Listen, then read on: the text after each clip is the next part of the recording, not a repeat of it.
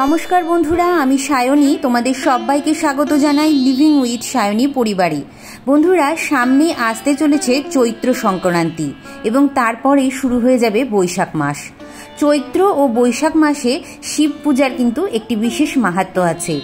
চড়ক ও গাজনের মাধ্যমে ভগবান শিবকে পূজা অর্চনা, গান এবং নাচের মাধ্যমে তুষ্ট করার চেষ্টা করেন তার ভক্তরা। এই দিন অর্থাৎ চৈত্র সংক্রান্তির দিন তুলসী, নারায়ণশিলা, অশ্বত্থ গাছ এবং শিবলিঙ্গে জলদানের একটি বিশেষ তাৎপর্য আছে। তাই দেবাদিদেবের ভক্তরা অনেকেই এই দিন শিবলিঙ্গের উপর জলধারা স্থাপন করেন। বিশ্বাস করা হয় যে চৈত্র সংক্রান্তি থেকে সারা বৈশাখ মাসের প্রতি সোমবার বা সারা বৈশাখ মাসই এই জলধারায় জল দিয়ে দেবাদিদেবকে গ্রীষ্মের প্রচণ্ড দাবদাহ থেকে রক্ষা করতে চান তার পরম ভক্তরা। তো চলো বন্ধুরা, দেখে নেওয়া যাক আমরা চৈত্র সংক্রান্তির দিন কিভাবে বাড়িতে অতি সহজ সরলভাবে দেবাদিদেব মহাদেবের পূজা আরাধনা করব এবং তার সঙ্গে জলধারা স্থাপন করব। এছাড়াও বলে দেব যারা চৈত্র সংক্রান্তির দিন জলধারা স্থাপন করতে পারবে না তারা কি উপায়ে পরে জলধারা স্থাপন করতে পারবে বৈশাখ মাসে। তো চলো বন্ধুরা, দেরি না করে ভিডিওটি শুরু করা যাক।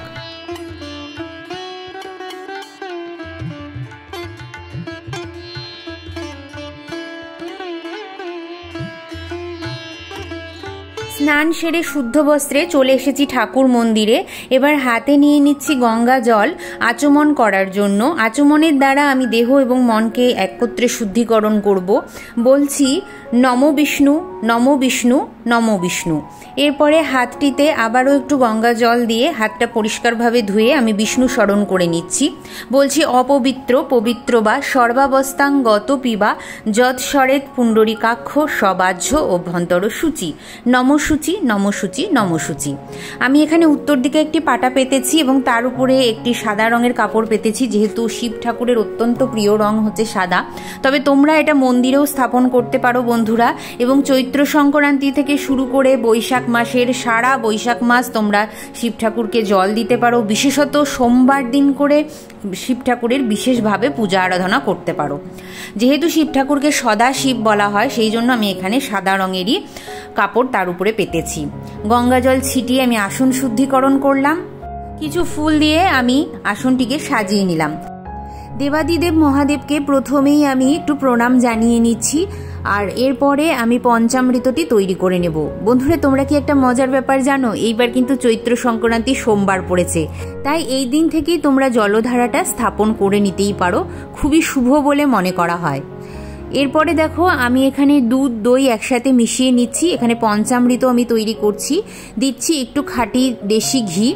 তোমাদের কাছে যেরকম ঘি থাকবে সেরকমই দেবে। প্রত্যেক সোমবার যে পঞ্চামৃত করতে হবে এমনটাও নয়, তোমরা শুধু গঙ্গা জল বা এমনি সাধারণ জল দিয়েও পুজো করতে পারো। মধু দিলাম আর এখানে শর্করা হিসেবে একটু চিনি দিচ্ছি। বন্ধুরা, চিনির মাহাত্ম্য কিন্তু অত্যন্ত বেশি। চিনি দিলে দুঃখ দারিদ্রতা হরণ হয়, এটা তোমরা সবাই জানো। তাই শর্করা হিসাবে চিনিটাই দেওয়া আমি বেশি ভালো বলে মনে করি। এবার একটি আমি রেমিডি তোমাদেরকে বলছি বন্ধুরা। এটা বৈশাখ মাসের যে কোনো শুক্রবার এবং থেকে শুরু করতে পারো এবং শুক্র সোমবার করে তোমাদেরকে করতে হবে। হাতে নিয়েছি আমি একটু জাফরান বা কেসার। এটা দেখো আমি কোথায় মেশাচ্ছি, আমি গঙ্গা জলে মেশাচ্ছি। তো যে সমস্ত জাতিকার বিবাহে প্রচণ্ড বাধা আসছে তারা এটা প্রত্যেক শুক্রবার থেকে শুরু করে শুক্র এবং সোমবারে করবে এবং কন্টিনিউ করবে। বৈশাখ মাস থেকে অবশ্যই শুরু করতে পারো। এতে কিন্তু বিবাহে বাধা দূরীকরণ হয়। আর পঞ্চামৃতেও এই কেসার মেশাতে পারো। যে সমস্ত দম্পতি সন্তান সুখ থেকে এখনো বঞ্চিত, সন্তান কামনা করছো বা হয়তো দাম্পত্য জীবনে সুখ শান্তি নেই, মিল নেই, তারা এই কেসারটা পঞ্চামৃততে মেশাতে পারো। এবং পঞ্চামৃততে মেশাও বা জলে মেশাও, যেখানেই মেশাও না কেন, তোমাদের কিন্তু আর্থিক সঙ্গতিও এটা অনেক বেশি করে বৃদ্ধি করাবে। বিভিন্ন জায়গা থেকে অর্থ তোমার সমাগম হতে শুরু করবে আর এই দুটো সমস্যারও সমাধান হয়ে যাবে। তো এখানে দেখো যেহেতু শ্বেত চন্দন মহাদেবের পুজোতে লাগে, তো আমি এখানে যে শ্বেত চন্দন বেটে নিচ্ছি। এখানে একটি আমি তামার স্নান পাত্র নিয়েছি। বন্ধুরা, তোমাদের কাছে যেরকম স্নান পাত্র আছে তোমরা তাতেই পুজো করবে। ভক্তিটাই সব থেকে বড় কথা। সমস্ত আয়োজন বিধি যে একই রকম হতে হবে তার কোনো মানে নেই। এর মধ্যে আমি শ্বেতচন্দন দিয়ে একটি ওম চিহ্ন অঙ্কন করছি। তোমরা চাইলে অষ্টগন্ধা চন্দন দিয়েও করতে পারো। আমার শ্বেতচন্দনটাই বেশি ভালো লাগে। আর বৈশাখ মাসে যেহেতু প্রচণ্ড গরম থাকে না, তাই ঠাকুরকে শীতলতা দানের জন্য আমরা শ্বেতচন্দনের ব্যবহার করে থাকি। এরপরে মহাদেবের কাছে আমি অনুমতি নিয়ে নিচ্ছি তাকে স্নান পাত্রে বসানোর এবং স্নানের ক্রিয়া শুরু করার জন্য। স্নান পাত্রে অবশ্যই আমি একটি বিল্লপত্র আগে রেখে দিয়েছি এবং বোটাটা ভেঙেই রেখেছি। তোমরা সবাই জানো যে বোটার অগ্রভাগে কিন্তু পাপ বাস করে, তাই বোটার অগ্রভাগটা দিতে হয় না। এরপর আমি ওম নমঃ শিবায় নমঃ, ওম নমঃ শিবায় নমঃ, ওম নমঃ শিবায় নমঃ এই মন্ত্রটি বলতে বলতে মহাদেবের অভিষেক শুরু করব এবং ঘণ্টার ধ্বনির সহযোগে। তোমাদের যাদের কালো সর্প দোষ আছে, সাড়ে সাতির দোষ আছে, তারা অবশ্যই এই সময় মহামৃত্যুঞ্জয় মন্ত্রটি জাপ করবে। আমি পাশে দিয়ে দিচ্ছি।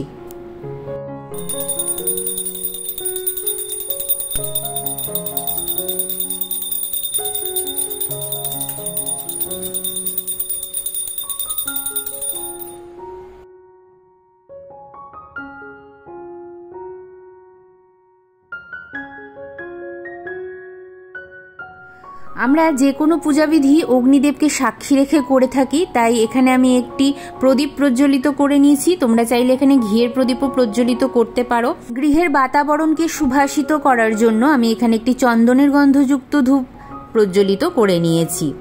এরপর দেবাদিদেব মহাদেবকে ওম নমঃ শিবায় নমঃ বলতে বলতে আমি শ্বেত চন্দনের তিলক করিয়ে নিচ্ছি। বন্ধুরা, আমি এখানে 3 বার শ্বেত চন্দনের তিলক করাচ্ছি। এরপর বাবাকে আমরা উপবীত নিবেদন করব। বন্ধুরা, আমার বাবার গলায় শিবরাত্রির দিন এই উপবীতটা আমি পরিয়েছিলাম, তো সেই উপবীতটাই পরিয়ে দিচ্ছি। তোমরা চাইলে নতুন উপবীতও দিতে পারো। আর উপবীত নষ্ট হয়ে গেলে কিন্তু যে কোনো সোমবার দেখে তোমরা সেটাকে পরিবর্তন করতে পারো। বাবার পুজোয় আকন্দ ফুল, সাদা ফুল, ধুতুরা ফল এগুলোই লাগে। বন্ধুরা, প্রতিদিন বা প্রতি সোমবার যদি তোমরা এগুলো জোগাড় করতে না পারো তাতেও কোনো কিছু না, শুধু হলুদ ফুল দিয়েও তোমরা পুজো করতে পারো।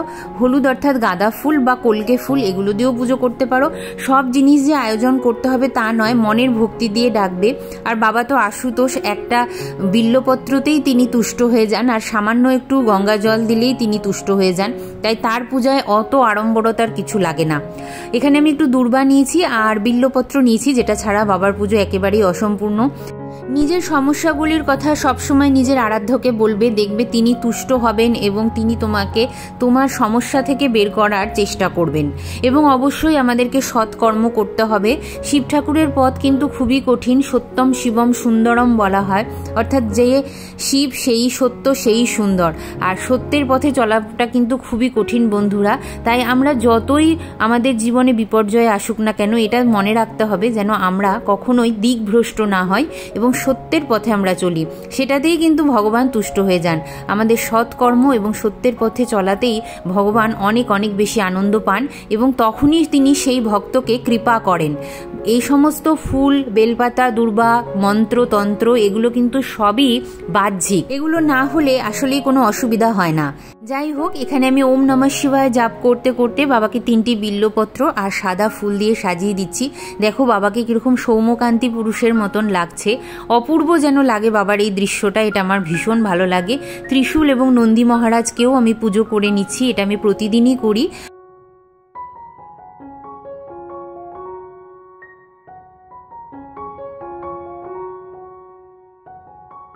এবার আরও একটা রেমিডি তোমাদেরকে আমি বলবো বন্ধুরা, যাদের অত্যধিক পরিমাণ বিবাহে বাধা আসছে বা হয়তো দাম্পত্য জীবনে সুখ শান্তি নেই, প্রেম ভালোবাসাটা কমে আসছে, তো তাদেরকে বলবো শিব ঠাকুরের সঙ্গে সঙ্গে তোমরা এই বৈশাখ মাস থেকে মা দুর্গা অর্থাৎ মা গৌরীরও পূজা শুরু করতে পারো।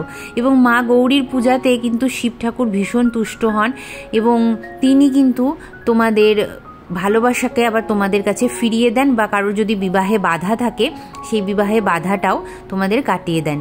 এখানে আমি দুর্বা নিবেদন করলাম, আর এখানে সিদ্ধি পাতা নিবেদন করে দিলাম। দুর্বা দীর্ঘায়ু এবং নিরোগ কামনায় আমরা নিবেদন করি। এছাড়াও তোমরা অক্ষত দিতে পারো, অক্ষত অর্থাৎ গোটা আতপ চাল। এবার দেখো আমি এখানে জলাধার যেটা, সেটা নতুন কিনে নিয়ে এসেছি। তো এই দোকানে দেখো একটাই ছিল, আর এটা আমার মহাদেবের জন্যই ছিল। প্রথমে আমি ভাবছিলাম যে অনেকটা বড় হয়ে যাবে, তারপরে দেখলাম যে না, আমার মহাদেবের সঙ্গে একদম ঠিকঠাক হয়েছে। তো এটাকে জলাধার বলা হয়। তোমরা যে কোনো কাঁসা পিতলের দোকান বা দশকর্মর দোকান বা বাসনের দোকানে পেয়ে যাবে। অবশ্যই তোমরা সেখান থেকে ক্রয় করে নিতে পারো, এমন কিছু বেশি দাম না। আমারটা অনেকটা বড় বলে আমারটার দাম 350 থেকে 400 টাকার মধ্যে পড়েছে। তো তোমরা চাইলে এগুলো কিন্তু 200, 250, 300তেও পেয়ে যেতে পারো, এবং অবশ্যই এগুলো তোমরা অনলাইনেও খুঁজে দেখতে পারো। আমি দিয়ে দেবো তোমাদেরকে, যাতে তোমরা দেখে সেখান থেকে কিনতে পারো। আর আরও একটা কথা আমি বলে দিচ্ছি, যারা চৈত্র সংক্রান্তির দিন এই জলধারাটা স্থাপন করতে পারবে না, আমার যে সমস্ত মা বোনেদের একটু অসুবিধা থাকবে বা বাধা পড়বে, তারা কিন্তু অবশ্যই বৈশাখ মাসের প্রথম সোমবার এটা করতে পারো। কলসের পিছনে যে ছিদ্রটি থাকে সেই ছিদ্রটির মধ্যে একটি দুর্বা দিতে পারো, অথবা কুশ যেটা পাওয়া যায় দশকর্ম ভাণ্ডারে, সেই কুশ কিনে এনেও অল্প একটু প্রবেশ করিয়ে দিতে পারো। এতে জলটা খুব ধীরে ধীরে পড়ে এবং সারা দিন ধরে তোমার জলটা পড়বে। এরপর দেখো আমি এই ঘরটিকে উপরে স্থাপন করে দিলাম দেবাদিদেবের মাথার উপরে। কলস স্থাপনের কিছু নিয়ম থাকে। প্রথমে আমাদেরকে এখানে শ্বেত চন্দনের একটু তিলক করতে হবে। ওম নমঃ শিবায় জাপ করতে করতে তুমি কলসে 3 বার শ্বেত চন্দনের ফোঁটা দেবে। তো কলস আমার স্থাপন হয়ে গেছে। এবার প্রথমে যেটা করব সেটা হচ্ছে দেবাদিদেবকে একটু ভোগ দেব। তো আমার এখানে পাথরের থালাবাটি আছে, আমি পাথরের থালাবাটিতেই শিব ঠাকুরকে ভোগ দিই। তোমাদের কাছে যা থাকবে তোমরা তাতেই শিব ঠাকুরকে ভোগ দেবে। শিব ঠাকুরের অত্যন্ত প্রিয় হচ্ছে মিছরি। তো আমি আজকে মিছরির ভোগ দিচ্ছি, কেন প্রতিদিন আমরা ফল মূল মিষ্টান্ন এইসব জোগাড় করতে পারি না, আর সোমবারেও সেটা সম্ভব হয় না। তাই মিছরি, বাতাসা, গুড় যা তোমাদের কাছে থাকবে, নকুলদানা যা থাকবে তাই দিয়ে বাবার ভোগ দেবে। বিল্লপত্র দিয়ে ভোগটা নিবেদন করে দেবে। এরপরে বলি বন্ধুরা, কলসের মধ্যে তোমাদের যাদের খুব দুঃখ দারিদ্রতা আছে, বা হয়তো তোমরা আর্থিক কোনো কষ্টে ভুগছো, তারা অবশ্যই তোমরা কি দেবে, একটু গোটা অক্ষত মানে আতপ চাল দেবে। দেওয়ার পরে জলটা ঢালবে, এবং জল ঢালার সময় অবশ্যই ওম নমঃ শিবায় জাপ করবে। আর যাদের সন্তানরা কোনো রকম প্রবলেমে আছে, তারা কিন্তু জপ দিতে পারো। এরপর আমরা মঙ্গল আরতি করে নেব বাবার।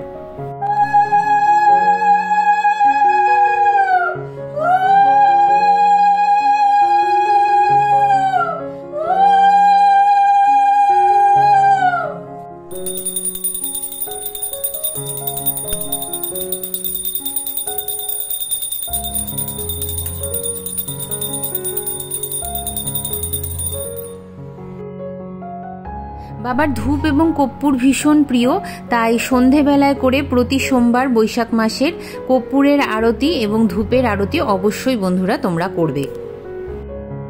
তো বন্ধুরা, এই ছিল আমার বৈশাখ মাসের প্রতি সোমবারের মহাদেবের সহজ সরল পূজাবিধি এবং জলধারা স্থাপনের নিয়ম।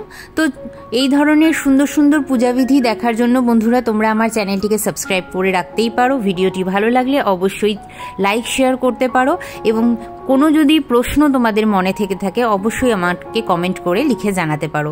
চলো বন্ধুরা, দেখা হবে আবারও একটা সুন্দর পূজাবিধির সঙ্গে। ততক্ষণের জন্য তোমরা ভালো থেকো, সুস্থ থেকো। নতুন বছর তোমাদের জন্য অনেক শুভ হোক। তোমাদের সকলকে জানাই নববর্ষের অগ্রিম শুভেচ্ছা ও অভিনন্দন।